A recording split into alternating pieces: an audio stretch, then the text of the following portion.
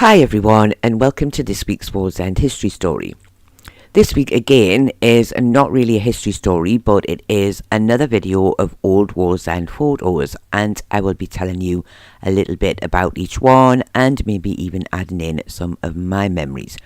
I hope that it will bring back some memories for you and that you will enjoy looking at all of the old photos as well. And this is video number 3 in the old photos series. The first photo this week shows a view looking along Wallsend High Street East from the junction of Station Road. Now at a guess, I am going to say this photo was most likely taken in the early to mid 1980s. This is a great photo because it shows lots of things on the High Street that I am sure many of you will remember. One of the first things is, of course, Woolworths, or Woolies to many of us. And I must admit that this photo, it does kind of look quite tired and need of a bit of a tidy up. And Woolies was a massively popular shop. It sold a variety of things from clothes to the good old pick and mix. And I'm sure most of you watching this will have used the shop and have good memories of it. Sadly, by the time this photo was taken, there is no Wallsend map on the wall next to the shop.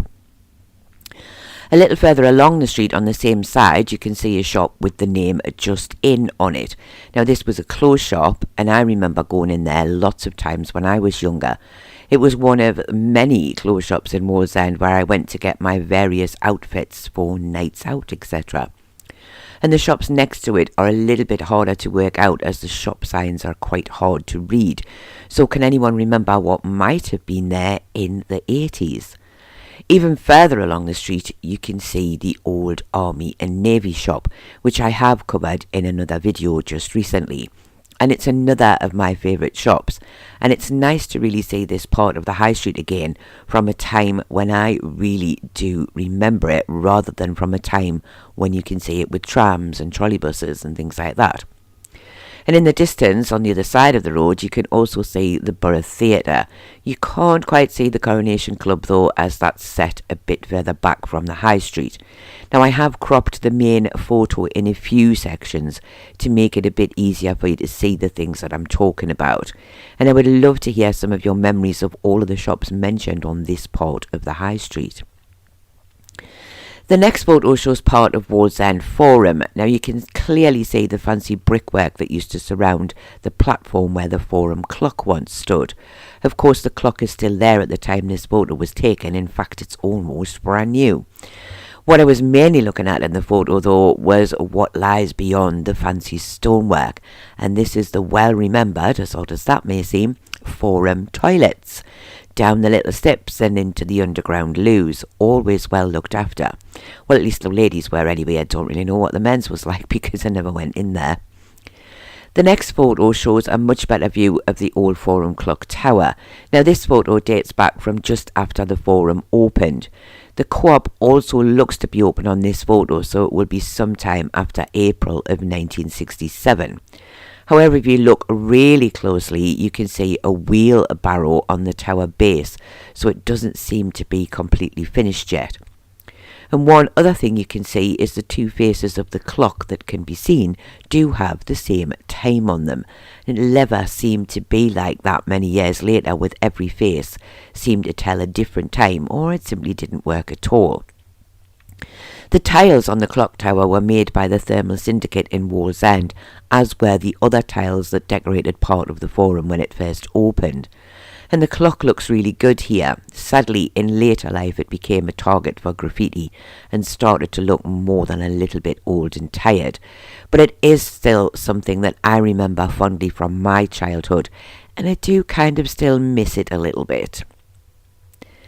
The next photo shows a view along Budle Street from the junction of Station Road. The car on the left hand side of the photo is coming up what we tend to call Swan's Bank. And you can also see what most people call Swan's Clock, although at one time it was on the opposite side of the road. In this photo it's painted a rather bright blue colour, but these days it's painted black, and I think I do prefer it in black, even if the blue did stand out quite a bit. The view along Budle Street is very different to how it was when I was a kid. There's no sign of the houses, the likes of the famous Leslie Street and Jones Street, etc., and no sign of Simpson's Hotel. All of these are long gone and nothing but memories.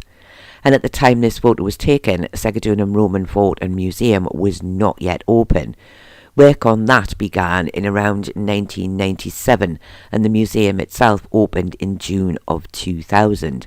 And according to Google, it's the most excavated site in the UK. It's also a very important part of our history, because without it, the Wallsend name we know and love would not really exist. The next photo you can see is a very plain and simple view looking down Park Road, but even this photo has lots of history in it, as the building on the left hand side was a well-known site in Wallsend for years. It was used by a employee, and I'm sure that most of you watching this will remember it. And where the wall ends, the low wall, on the left hand side of the photo, you can just see a path turning in, and this was the entrance to what was known as the coffin path. The coffin path is kind of exactly how it sounds. It was the path used for the people of Wallsend to carry the coffins to Holy Cross Chapel for burials. And this part of the path that you can see in this photo comes out on the green just in front of the Allen Memorial Church. And I am planning in the summer to walk the coffin path, so you will be able to see just how far the people had to carry the coffins, etc., to get to the church. On the other side of the photo, the right hand side, you can see Valeshead House, and a church once stood on that spot known as the Wallsend Congregational Church. Although sadly I have never quite pinned down when the church was demolished, but a Valeshead House was built on the exact spot. And next to the church once stood the parochial hall for St Columba's Church, but this too is long gone. And at the very bottom of Park Road, as it meets the High Street, you can just make out the Borough Theatre again. The next photo you can see is the Tain Picture Hall, which stood on Station Road. It is roughly in the same location as the Anson is today, but it's not in exactly the same spot, as the Anson is a little further down and closer to the High Street. This photo shows the Tain as being something that already looked like it had seen a better days. It certainly doesn't look like it's been well looked after, and the sign on the front is barely visible, but if you look really hard, you can just see where the words Tain Picture Hall used to be. But it really is almost impossible to read. But how many of you watching this can actually remember the Tain Picture Hall? The next photo you are looking at is a photo of the men starting the work to build the Forum shopping centre. Now I know the photo isn't too clear, but you can see the sign telling you what's going on, and it states 49 shops, a supermarket and parking for 250 cars. Parking for 250 cars really was a lot, considering they would have been expecting that most of the people who would shop in the new Forum would be from the very local area. But this was at a time when cars were becoming much more popular, and I guess that they were also hoping to attract custom from other areas too, so parking was a must. The next photo shows the building work continuing at the Forum, and this time you are looking at the Co-op. Coming along canny with the top floor almost completed. And the Co-op was one of the last parts of the Forum to be completed and didn't open until April of 1967, as mentioned previously.